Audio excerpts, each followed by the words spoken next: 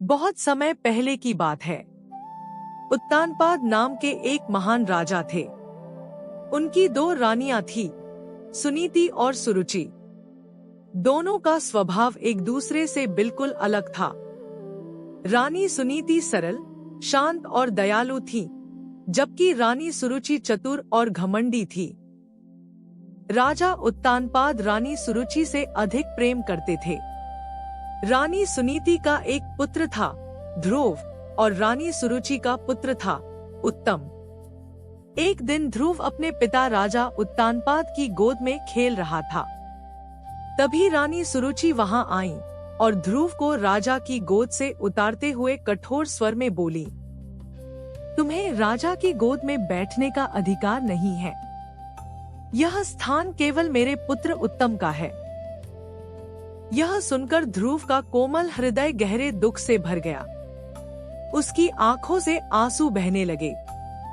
वह तुरंत अपनी माता रानी सुनीति के पास पहुंचा और सारी बात उन्हें बता दी।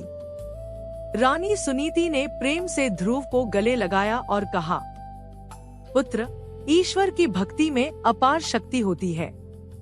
यदि तुम सच्चे मन से भगवान की आराधना करो तो तुम्हें केवल अपने पिता की गोद ही नहीं, बल्कि स्वयं भगवान का सानिध्य भी प्राप्त होगा। माँ के वचनों से ध्रुव का हृदय दृढ़ संकल्प से भर गया। मात्र 5 वर्ष की आयु में वह भगवान की तपस्या करने के लिए जंगल की ओर चल पड़ा। जंगल में महर्षि नारद ने ध्रुव को देखा। उन्होंने बालक को समझाया कि वह घर लौट जाए, परंतु ध्रुव अपने निर्णय पर अडिग रहा। तब नारद जी ने उसे भगवान विष्णु का मंत्र सिखाया, ओम नमो भगवते वासुदेवाय, और ध्यान करने की विधि बताई। ध्रुव ने जंगल में कठोर तपस्या शुरू की। न उसे भूख की चिंता थी, न ठंड गर्मी की। जंगली जानवरों, वर्षा और शीत से भयभीत हुए बिना वह निरंतर भगवान का स्मरण करता रहा। ध्रुव की अटूट भक्ति से प्रसन्न होकर भगवान विष्णु स्वयं उसके सामने प्रकट हुए। भगवान ने उससे वर मांगने को कहा, परंतु भगवान के दर्शन पाकर ध्रुव इतना आनंदित हो गया कि उसने कुछ भी मांगने से इनकार कर दिया।